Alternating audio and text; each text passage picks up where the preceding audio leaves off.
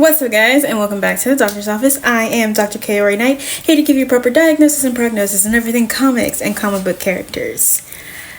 I'm really actually liking Absolute Wonder Woman. We are in issue 2 for Absolute Wonder Woman, and my girl did not come to play, okay? So, we are still currently fighting the Harbinger and the mini Harbingers that he brought with him, and she's, of course, alone in this situation because what is the military gonna do? Nothing. So she is doing her best, and her lasso's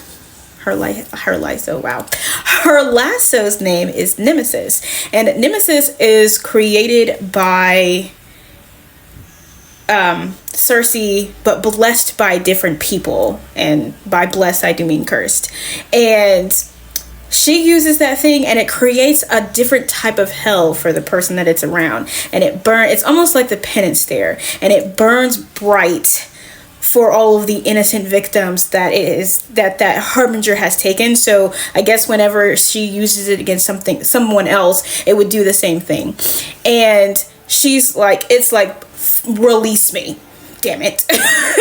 And it is not happy having that lasso around him. So she says, I'll let you go on one condition: go away and tell whatever the fuck you're supposed to be the messenger for to also go away, because this place, this is under my protection, and you can give them my name and title. Okay, remember every word. So he's like, all right, cool, we agree, like, can you let me go now? So she does let him go, and all of the creatures decide to all go down back into the ocean, right? Cool. In the midst of all of that, Steve Trevor shows up and is like, Diana? She was like, oh my god, Steve, I knew I was going to see you again. I just did not think that it would be so soon and under these so crazy ass circumstances. It then starts getting into what happened when she met Steve. So a while back, Steve washed up in hell, which was very weird to both Diana and Cersei. So he washed up, she went to go see what was going on, she saw him, and she was trying to make sure that he was okay, and the Hydra ended up grabbing him, so she went into the water, cool, calm, and collected, and brought his ass right back. And when she got back to her house, she called for her mother to get the Cerberus fur because it was the warmest. And Cersei's like, what? And she's like, he washed up? She's like, I don't know. The only thing that I do know is the reason that we're wet is that the Hydra took him and I went and got him back. And she was like, girl, you're not supposed to do that. Like, we can't afford to fight with the Hydra. She said, the Hydra knows now that he does not belong to it. However, if the Hydra has a problem, the Hydra can see me.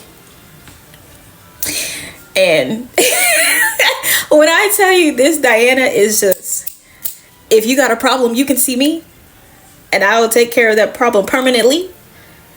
That's the type of attitude she's on, and I fucking love it. So, like, when he wakes up and he starts kind of like asking where he is, she's like, I just need you to take a deep breath, relax, because you're in the underworld. And he was like, I'm fucking dead. And they're both like, not exactly. We don't even actually know how you got here.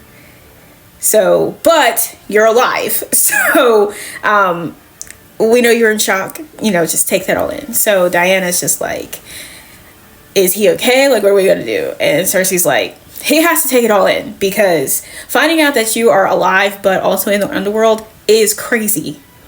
Because again, how did you get here? You're not dead. So they were able to get him up out of there. So she's like, you know, they're talking, and he's like, do you want to come and meet my commander? And she's like, sure, let's go get this over with. Now, while they were in the underworld, he does remark that she is very tall, and she's like, yes. And he's like, I'm just also very tall. So they're about the same height. I never really realized how tall Wonder Woman is, but Wonder Woman is actually pretty fucking tall. So But anyway, she gets there, and you can tell the height difference further along when she gets to talking to the commander, because the commander is very, very short compared to her. So I'm gonna say she's probably about 6'7", 6'8". She looks almost fucking 7 feet tall. Anyway, he's gotta be like 5'8", 5'9". And he's screaming and hollering at her, talking about some you coming in here and all this other stuff. And she said, first of all, lower your tone. Second of all, the thing here is that you're not mad at me because I came to help. You're mad because you don't know what the fuck you're doing. I, however, am one woman trying to take care of these special ass fucking creatures that showed up. What exactly were you gonna do? And he's still screaming. She's like, again, watch your tone. And essentially, she's just like, you're going to need my help, so I suggest you relax. So she starts talking about the evacuation, and she's like, y'all still need to evacuate because that was just a harbinger. That's not what's coming up here. And they're like, do you know what it is? She's like, oh, no. I have absolutely no idea what it is. There's a lot of things it could totally be. However, y'all got to get these people out of here, and y'all probably got about an hour. So everybody kind of starts panicking, and then again he starts raising his voice and like threatening her, and she gets real up and close and personal. Is like, again, watch your fucking tone, because who are you raising your voice at? She said, so when you're ready to calm down and talk about this in a calmly manner, we can have this conversation. Other than that, I highly suggest that you do what I said and get these people the fuck out of here before everybody starts dying. If you want to talk about this calmly, like adults, I'll be outside feeding my horse.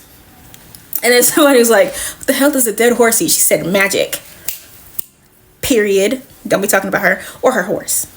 So she gets out there and she's talking to Pegasus, and Steve's like, hey, sorry about what happened in there. And she's like, no, it's okay. It's disappointing, but definitely expected.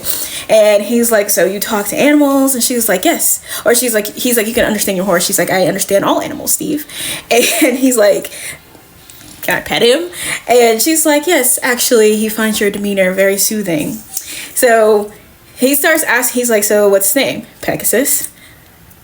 Right, I know he's a Pegasus, but like, what's his name? Pegasus. He's like, you named your Pegasus Pegasus? She was like, Steve, this is Pegasus. The Pegasus was slain by Zeus with but he was created with the blood of Medusa. But he's like, oh, so is that why he's bones? She's like, he's more than just bones, but yes, he was killed, so he's bones. So, they're talking and just all kinds of stuff. And there's like this gigantic scream, like this wailing that happens that's like affecting all of the soldiers, including Diana. And she's like, fuck. So she finally goes to go see what it is. And it is the tetracide, which is this gigantic creature that literally kills everything in its path. So they're like, you said evacuation. I thought you said a mile. And she said, listen, I was wrong. But, they can't really blame her, because she also said she had no idea what was coming, because it could be anything.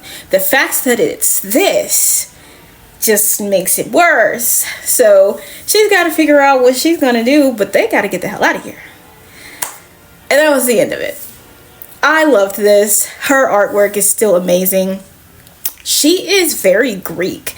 That is something that I really do like about this, is that they tapped in to her Greek heritage, especially with the Amazons being women of Greek mythology, and Zeus, Hera, Apollo, etc. So them tapping into her Greek heritage and her looking Greek, being designed as Greek, speaking Greek, I love that. And I think that that's what a lot of her stories are missing. It's the fact that she is Greek and of Greek descent. You know what I'm saying? But 10 out of 10 on this story. I cannot wait for the next book. And that is it for this episode of The Doctor's Office. And if you don't have my book already, go get it.